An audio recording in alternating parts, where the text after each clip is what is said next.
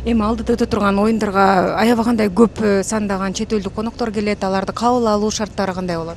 Аларды кабыл алуу шарттары мына Бишкек шаары боюнча биз азыр дээрлик көп мейманкананын баары брондолуп уже өздөрүнүн иштерин алып барып атат. Ал эми Ысык көл районундагы жайгашкан пансионаттар, эс алуу үйлөрү, гостиницалар, мейманканалар баары буюрса толот деп эме болуп атабыз. Биз ошол маданият кызматкерлеринен эле почти 2000ге жакын кардар барып жайгашат. Ал эми спортко катышуучулары 3000ге жакын спорт